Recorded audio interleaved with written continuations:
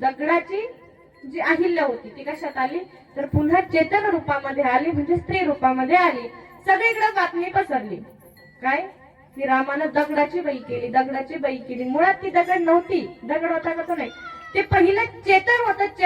चेतनातून जड झालं आणि जडातून परत काय झालं, चेतन झालं. इकडे तिकडे बातमी पसरली की देवानं काय केलं, देवाच्या पायानं दगडाची काय झाली, स्त्री झाली.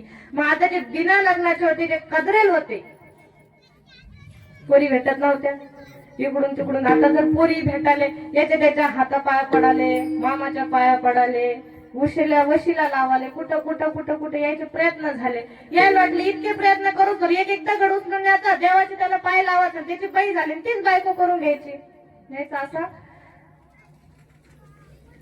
त्यावेळेस त्यानं काय केलं पहा, ज्याला ढेवरी बाई लागत होती, बायको लागत होती, त्यानं असा गोलगट्टी दगड उचलला. ज्याला गोळी पान लागत होती त्यानं गारगुटाचे दगड उचलले. ज्याला चांगली लंबी लागत होती त्याने चिपाडा उचलल्या. सगळ्यांना असे दगड घेतले आणि ते दगडाची वरात आली. आता लक्ष्मण आणि प्रभू श्री रामचंद्र तिथे बसले होते. रामाने विचारलं की बाबा तुळशीच्या, तपिलाच्या, घागरीच्या अशा दिंड्या पाहिल्या म्हणे, दगडाची दिंडी अजून कुठे पाहिली नाही म्हणे, नेमकी दगडाची दिंडी असेल काय. मग त्यावेळेस काय झालं, रामाने सांगितलं लक्ष्मणाला की बाबा तू काय कर, विचारपूस कर, काय झालं नेमकं, हे कशाचा काय प्रकार आहे. त्यावेळेस लक्ष्मणाने काय केलं, सांगितलं की बाबा मी त्यांना विचारून येतो. लक्ष्मण त्या ठिकाणी आला आणि त्याला विचारायला लागलं की बाबा तुम्ही दिंडी कुठे काढली, नेमकं तुमचं हेतू काय त्याच्या मागचं. त्यानं सांगितलं की बाबा आम्ही ऐकलं की प्रभू श्रीरामचंद्रानं दगडाची बाई केली.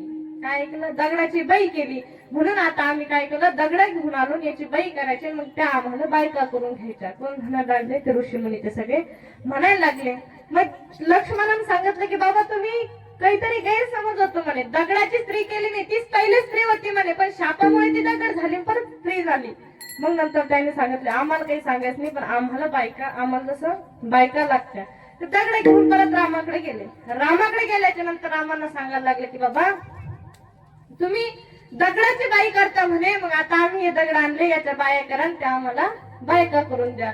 रामाने सांगितलं की बाबा हे शक्य नाही, कारण ते मी काही केलं नाही. मुळात ते चेतन होतं, चेतनाचं जड झालं, जडाचं परत काय झालं, चेतन झालं. तसे तुम्ही डायरेक्ट दगड उचलून आणले म्हणे, तर दगडाची स्त्री करणं शक्य नाही. मग त्याने सांगितलं एक त्या दगडाची स्त्री करा, नाही तर मग आम्हाला स्त्रिया बनून तुम्ही आमचे पती व्हा.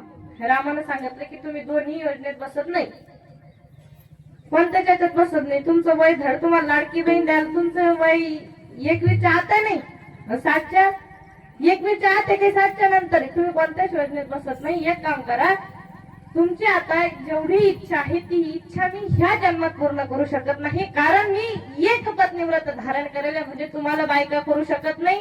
दगडाच्या बायका करायला ते काही दगडाच्या बायका होऊ शकत नाही, म्हणून दोन्हीही गोष्टी अशक्य आहे. मग मी एक काम करतो, ज्या वेळेस माझा कृष्ण अवतार होईल त्यावेळेस काय होईल, तुम्ही सगळ्यांना मी बायका करून घेईल. प्रभू श्रीरामचंद्रांनी असं सांगितल्याच्या नंतर पुढे त्याच गवळणी भगवान श्रीकृष्णाच्या ज्या 16,108 बायका होत्या, त्या पुढे काय झालं, म्हणजे कृष्ण अवतारामध्ये, राम अवतारामध्ये ज्या काही गोष्टी अपुऱ्या राहिल्या त्या कृष्ण अवतारामध्ये काय झालं, पुऱ्या झाल्या.